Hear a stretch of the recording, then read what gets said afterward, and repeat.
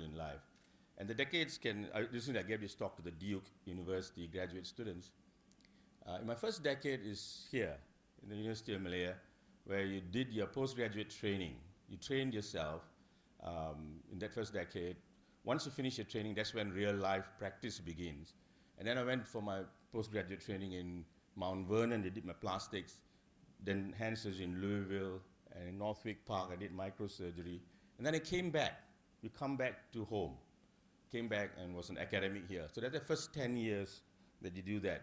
And during this time, you build your practice. You become good at what you do, whatever your specialty is. And it's more than surgery, it's building a practice, and that's why you did medicine. In the second decade, I messed around in private practice about 10 years of my life, where you hone your skills. You build your practice, you hone your skills, both technical skills as a surgeon and non-technical skills, the counseling skills, the mentoring skills.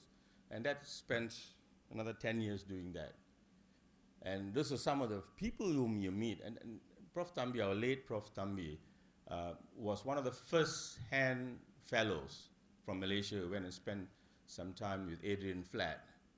And this Padmanathan, these were all the gang that helped form the first Malaysian Society of the Surgery of the Hand.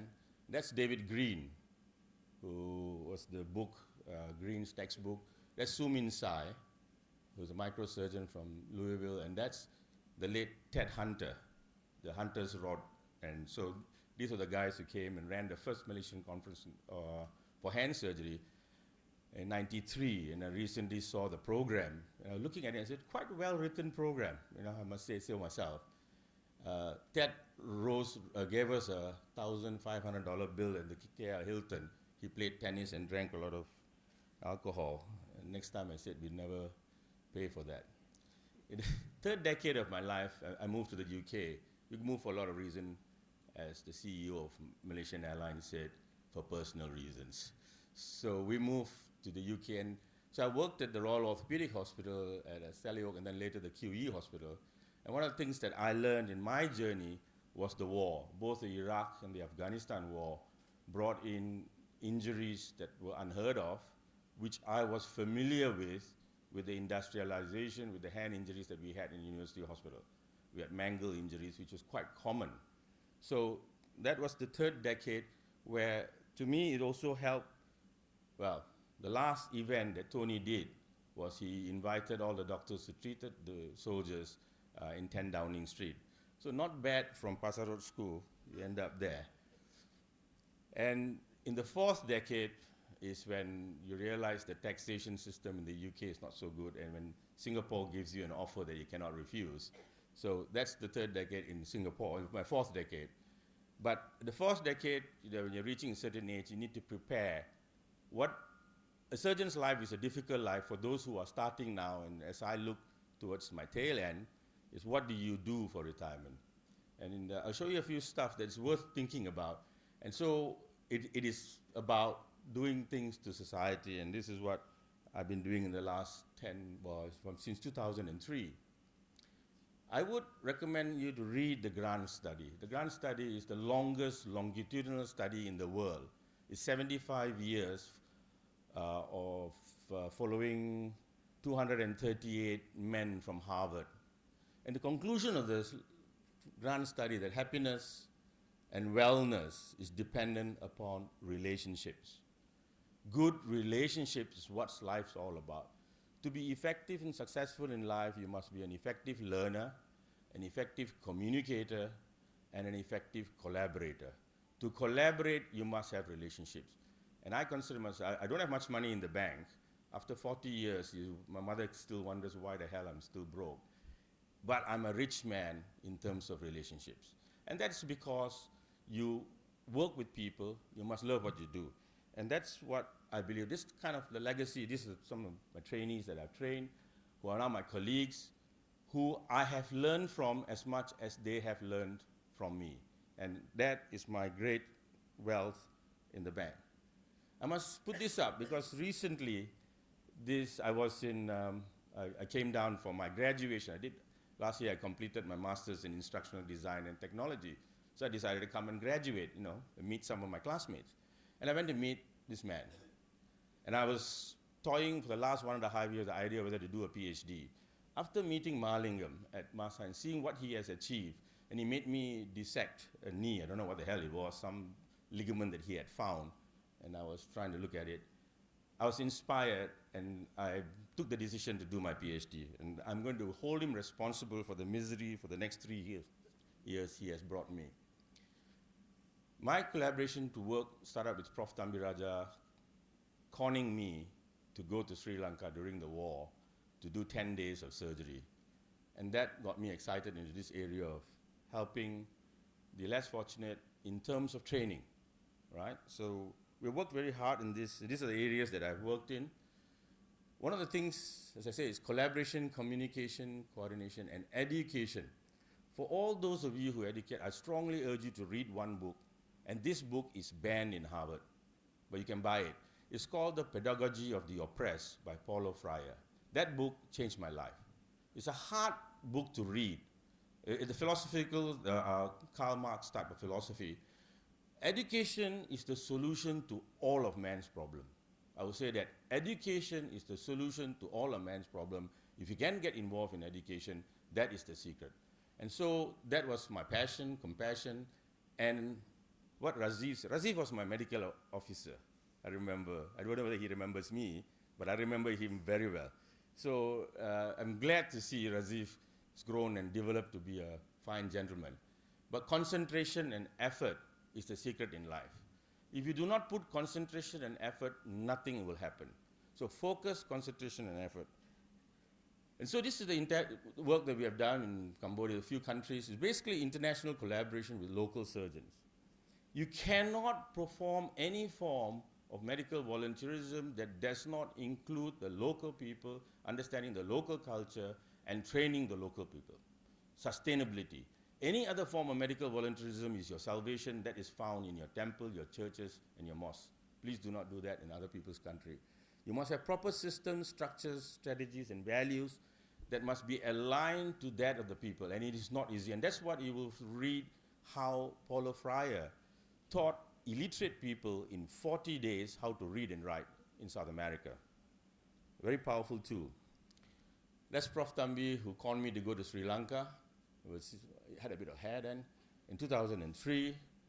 And then recently, last year, I went back. We ran the first hand instructional course in Jaffna, where there were only 2 surgeons. This guy, the other guy is not here, the orthopedic, he's a plastic surgeon, for 600,000 population. And we are there to teach and train so that they can have a sustainable condition. So what I have been working on, apart from a surgeon, I'm a medical educator and I'm an instructional designer. I've used the skills to see how I could train surgical skills in the most cost-effective way, and I found some very interesting results. So this is doing a workshop in Sri Lanka, in Peradeniya. The guy who got me going there was a person I met on ResearchGate. He was a master's surgical student when I was in the UK. He asked me to supervise his master's thesis, so I helped him out on that. And he's been nagging me to go there to run a workshop. And so finally, one of the best workshops I've run, 70 people came for a flexor tendon workshop with no instructions from me. I mean, I gave him my Dropbox links. I gave him all the resources online. The students would read beforehand, watch the videos. And I realized that I didn't even have to go there. I went there because I wanted to eat the food. To maintain my figure is not easy, so I have to go and eat. That's one of the main reasons I go. So we did that there, and this is in Dhaka. And we gave a challenge about 8 years ago when I went there. I challenged one of the plastic surgeons, says, why don't you set up a lab?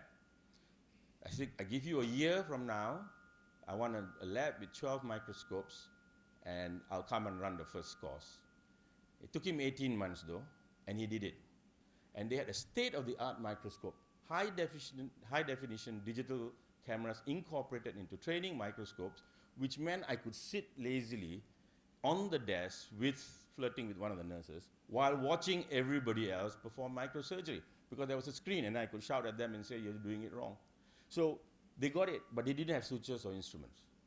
because the corruption is such that you could make money buying the microscope. It's 250,000 US dollars worth of microscope, but they didn't have money to buy sutures and instruments, and that we had to get for them. And that was in Ludhiana in India. Again, a great place. Dylan is not here. Dylan is a graduate from CMC Ludhiana. And I think even Eddie Su was from Ludhiana, if I'm not mistaken, CMC. So we ran a workshop there, fantastic. And for the first time in my life, a lady gave me flowers. The professor of anatomy gave me some flowers. And this is our ongoing project in Cambodia. We have done some work, we have presented it, and I'll show you some of the things that we have done. So what we did was you had to develop a system and a curriculum that is contextualized and relevant to the population. So we worked there for 4 years now. I was there till Thursday. This week we were there. We are ready to exit because we feel that we have succeeded now in training local surgeons to be able to sustain. They are now able to train others. But they are reluctant to let us go because they also develop relationships. And there is an emotional tie. And they feel that we should go, but we feel that we should leave because you must let go. And so we provide the curriculum. We design the curriculum based on the needs of the community. And then we set up open educational resources online for them to read and understand the theories behind it. And we run workshops and we provide videos for them to study.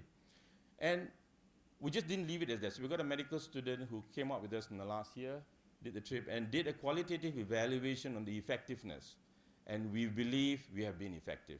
So we're waiting to publish this, but we're going to one step further. We're going to recommend to the WHO that all form of voluntary work, if it doesn't follow this model, should not be allowed. And it should be unethical and unprofessional to what they call a hit and run volunteer, especially for surgery. It can be very dangerous. In brachial plexus, I'm really pleased that last Wednesday, we were there operating, and I was bored stiff because they didn't let me operate. The locals they did 6 brachial plexus in 3 days. And to me, that's when you have achieved that. How do we do that? We identified this Professor Niap. Now he said, look, his family was slaughtered in his presence as a child during the Khmer Rouge. It took him 18 months before he could acknowledge who I was. We go in there, he would say, he's a very clever man, he's designed operations for omphalocele. The surgical level there is in Malaysia in the 60s. So they're no special, they're just surgeons. He does pediatric surgery, we train him to be plexus surgeon. So he is, we identified that and we trained him. And this Davi Sok, pretty girl, absolutely gorgeous. So obviously I have a personal interest in training her. So she's an ENT surgeon, but she does all our nerve repair. Because she's so damn good under the microscope, so she just comes in, we find all the nerves, and then she does the repair. So we ran a course when we identified her. So we provide the skill level, we assess the skill level, personalized training program, and we show and we supervise, and then we do independent assessment, and we let them off. So now we believe they are ready to run their own program. So these are the details of what we do. It won't take too much time. There's a nerve workshop, because we developed a model. Microvascular surgery is slightly different, and I think that's not easy to implement in LMICs. LMICs are low and medium income countries. So we worked on using the sheep models, the nerves, and we got a nice 1-day program, and I have evidence to show that at the end of 6 hours, they can put 2 nerves together. And I think that's important. And so we got some exciting figures. We got more than that. This is a charity hospital, and they got 12 microscopes for us to train. And there were people who were fighting to do the training. That's the other thing. You go there, their hunger for knowledge. I don't know what's happening in University of Malaya, but when I was in the NHS, every Friday is postgraduate teaching, and 50% of them don't turn up. And you go to places like this, they don't even let you have coffee because they're so hungry for knowledge, and it's just great. And that's the model that we have. It's a basic instrument. We get the micro instruments for $50, and we give it to them at the end so that I don't have to clean it. Otherwise, the micro instrument cleaning is a nuisance, so they take it home, and they have instruments to continue practice. Yes. It's coming to the end of the talk. So as you go out as orthopedic surgeons, you've got to ask yourself, where do you stand on the Gaussian curve? Average is average. So yesterday we were doing workshop on Anscoff methods of standard setting. 2 standard deviation, 3 standard deviation. Where do you want to be? Hopefully you're not there. You're all here. The fact you got your master's, you passed the exam, you're probably around here somewhere. You got to push yourself there. And that's a decision that you have to take. I had one of my trainees who was a gold medalist in Edinburgh, in Birmingham, who now heads in Coventry. And she was excellent. She was great. We thought she's going to be the next female top orthopedic surgeon in the UK. And one of the lectures she gave, I make sure that my trainees give lectures, but in the last 2 minutes of the lecture, they have to talk about their passion in life. So she gave her passion in life was on champagne, and she said, this is my second passion in life. So she talked all about champagne, very good, very informative. Then towards the end, I asked her, what's your first passion in life? And then she flashed a picture of a baby. And then I told my colleagues, that's the end. And true enough, she never really reached that level which she was able to, because fair enough, the children were important. And in the UK, it's very difficult. And so for female surgeons, it's a difficult thing. And I always say Prof. Sarah is one of the few women in the world who have succeeded as a surgeon, as a mother, and as a wife. Most of them have failed, at least in one area or the other. And so you have to make that decision, and you have to plan yourself. I've mentioned this. Don't forget about that. I'm a techie geek. Optimize, automate, and outsource. So I don't do my copy editing for my papers anymore. I outsource it. I pay somebody else to do the grammar and everything, because that's the way to be effective. Surgeons are psychopaths. I strongly advise you to read this book, The Wisdom of Psychopaths. Make use of your psychopathic abilities to optimize and be successful. Thank you. Thank you, Dr. Michaelton, for the interesting speech. I would like to invite Prof. Sarah to present a token of appreciation to Dr. Michaelton.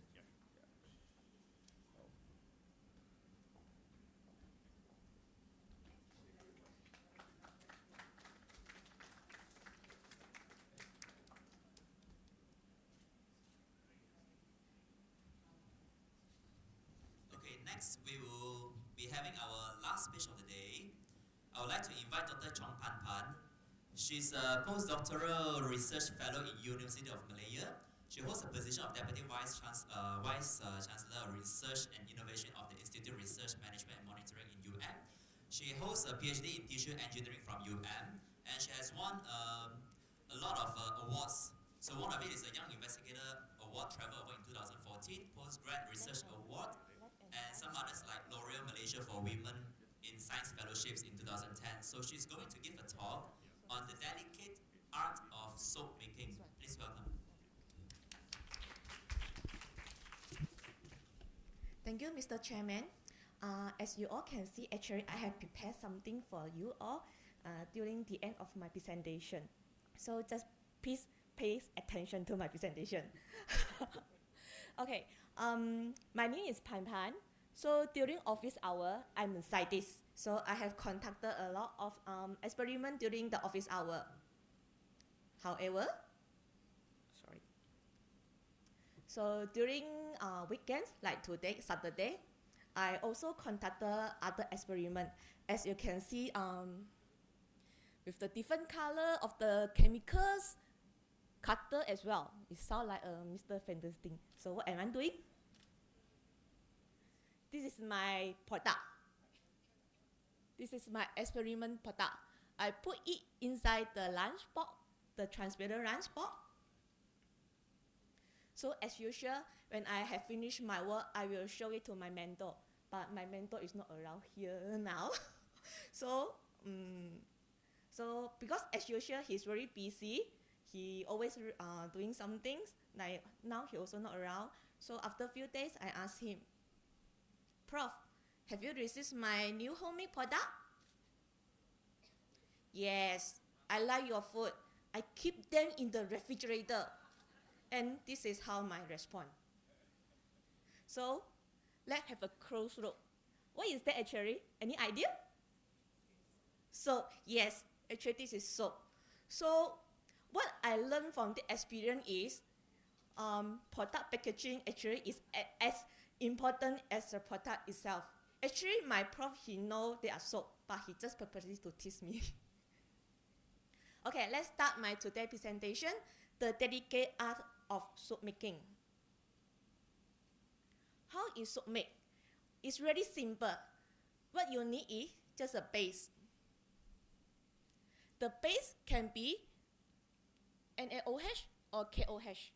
It depends on what is your final product. If you want to make something in hard, then you can use the sodium hydroxide. Or if you want to make something in soft, or you want to mix shampoo, you can use KOH. And then plus the oil.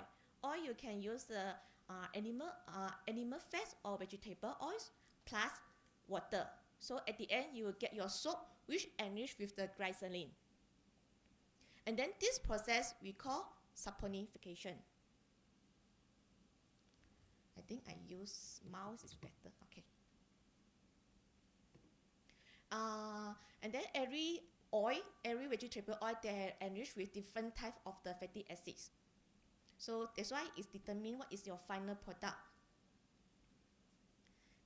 This is the ingredient for us to make the soap. We need the oil.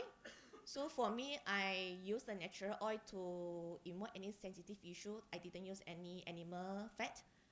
We need the lime and the OH, water of course.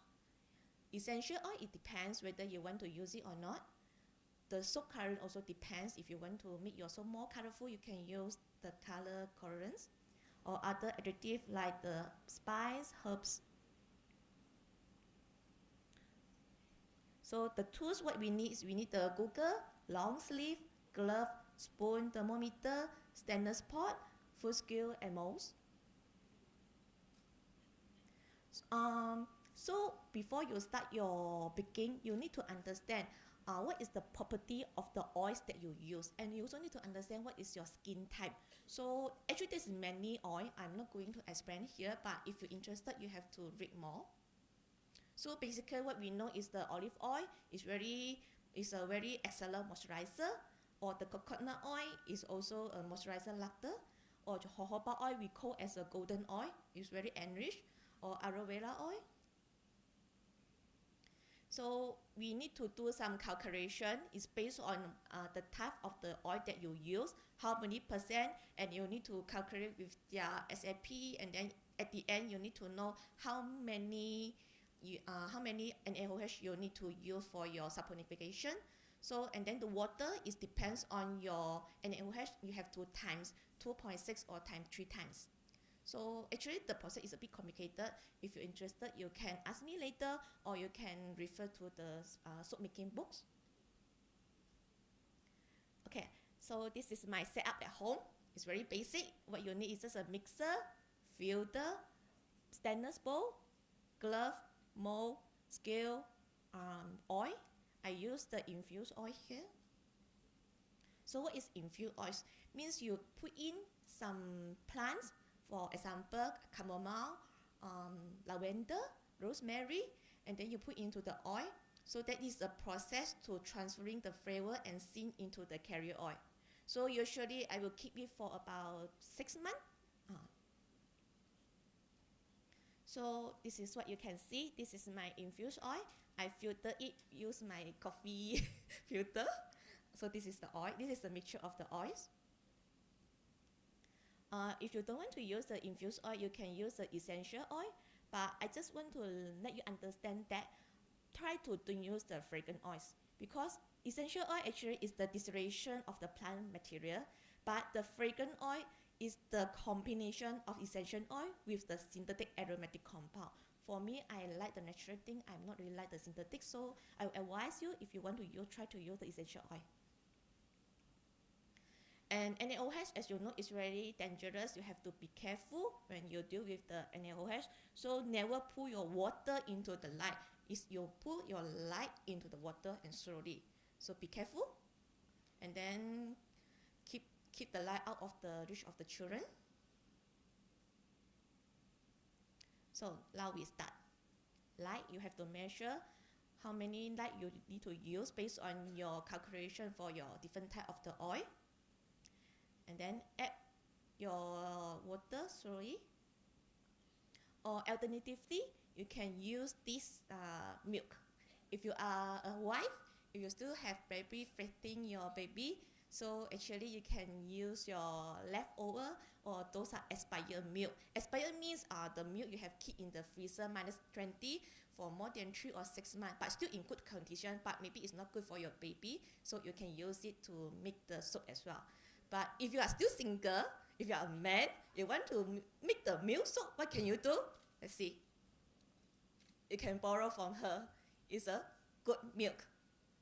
So this process we call cool process. That means you need to frozen your milk in order to, because NaOH is really strong alkaline, if you just make it directly, it will degrade your protein. So it's better that you frozen your milk. So slowly you can see all the milk will be dissolved and totally dissolved. After that, you have to measure the temperature. The temperature usually is about room temperature 37. So after that, you add in to your mixture of the oils. So both of them, the temperature have to be less than 5 degree difference. You cannot say this one is 50 and then this one is 30. So both of them have to less than 5 degree differences. And then you mix. So this is the difficult part because you need to mix it, depends on your ingredient.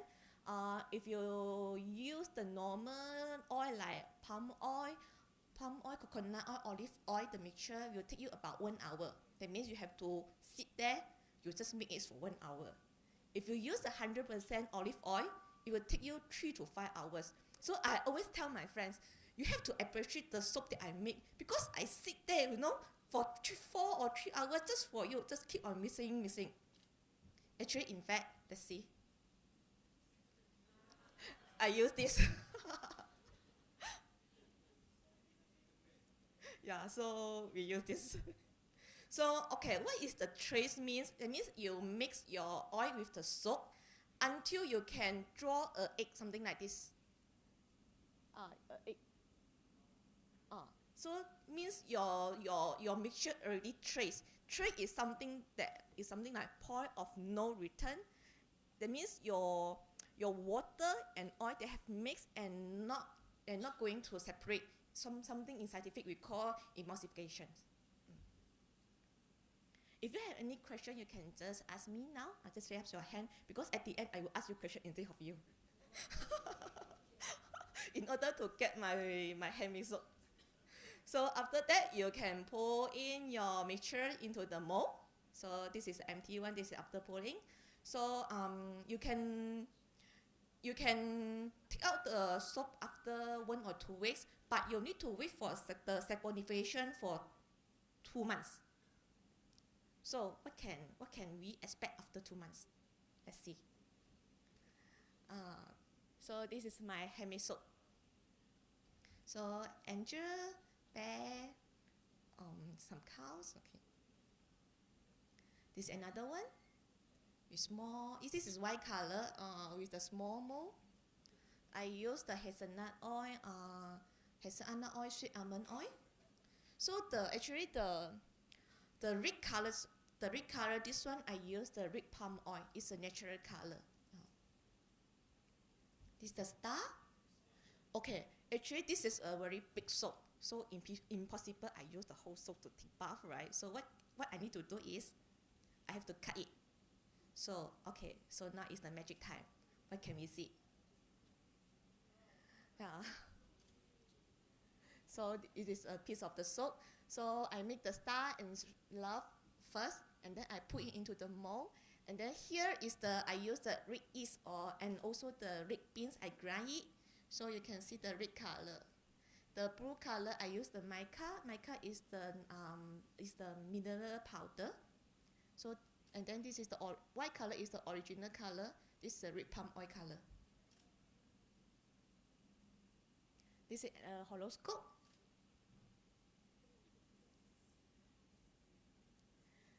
Okay, this is another one.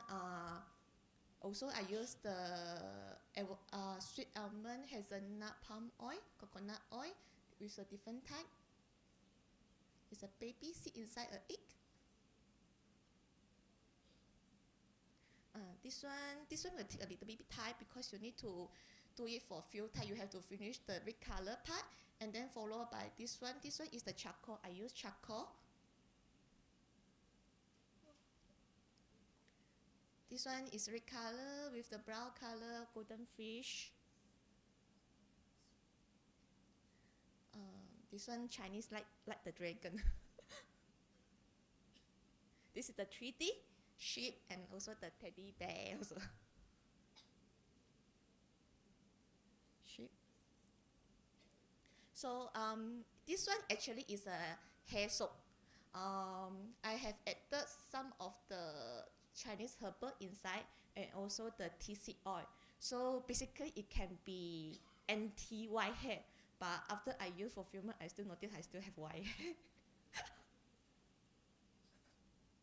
So also actually you also can use the soap to make your own hand cream. This is a hand cream. So actually there's many good reasons to make the soap. First thing is, if you make your soap yourself, you'll know what is the real ingredient inside.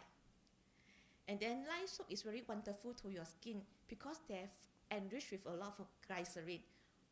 If you compare to those commercial one is just a detergent. They already have removed out this variable, the glycerin, and then to sell it to other people. So usually the outside what we get is just a cleanser. It's nothing. It's no nutrient at all. And then soap making actually is very fun and creative, as you can see just now. And then soap making is very easy.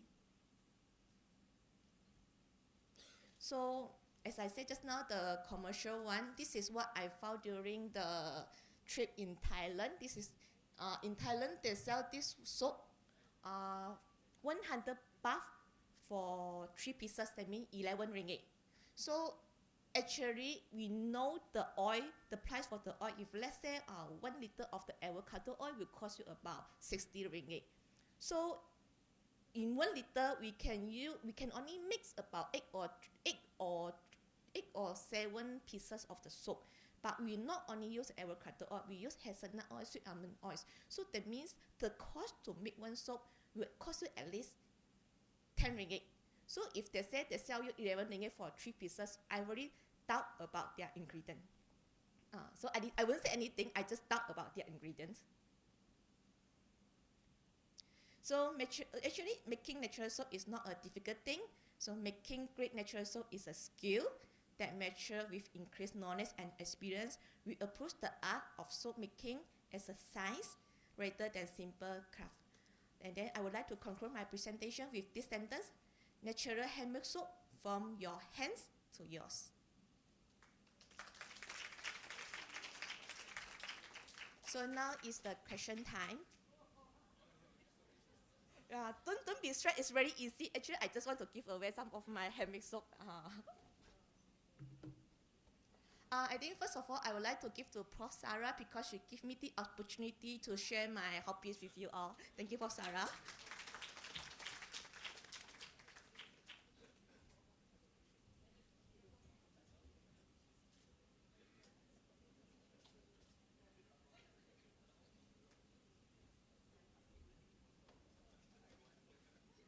So I have prepared 3 questions. First one is very easy. Who is my mentor? Just raise up your hand, please. Anyone? I think the red color. Who? Yes, thank you. That's right.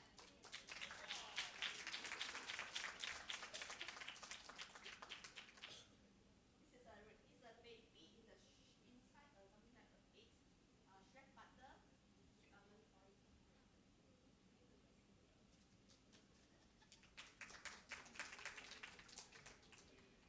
Okay, second question. What is the 3 main components for us to make soap?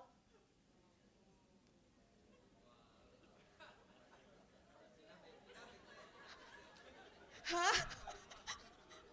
It's very easy. Okay, please.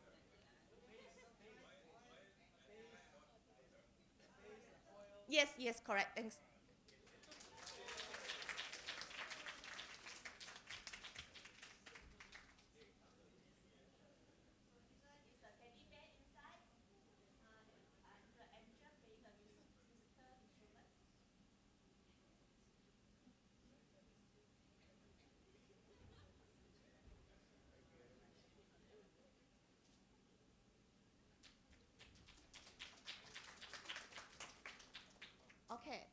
Third question actually is quite simple. After listen to my presentation, would you like to try to use handmade soap, and what is the reason? Okay, please.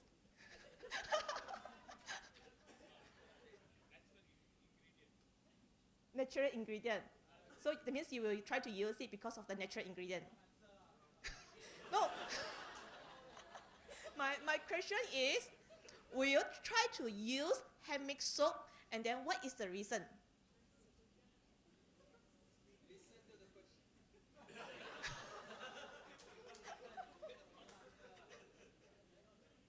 Will you try? If you say no, then it's actually no point for me to give it to you, right? Right? Yes, right. Okay, what is the reason? Because in order to get this, you know the ingredient. Okay, okay.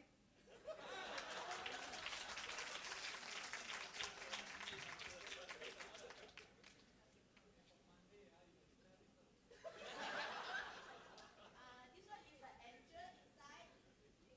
Angel and the couple as well. Couple. You can give it to your girlfriend.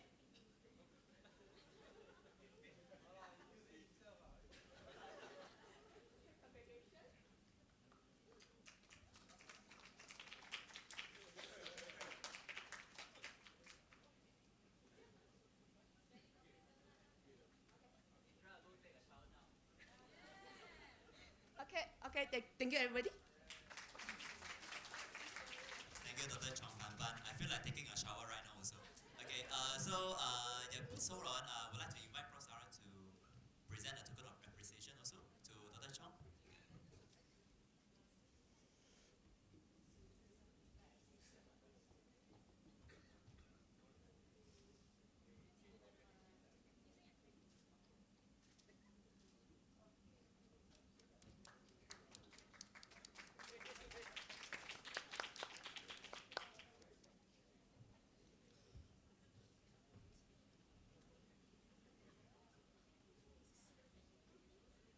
Okay, next, we will have our coffee break. So we will break about 15 minutes, and after that, we'll come back to this auditorium. We would like to invite the master's graduates to share their experience. Welcome to the fraternity.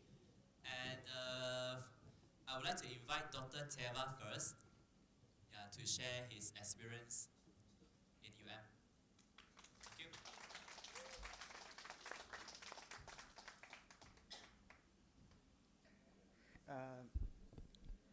So my topic today will be on overcoming fear and failure. This is a topic given to me.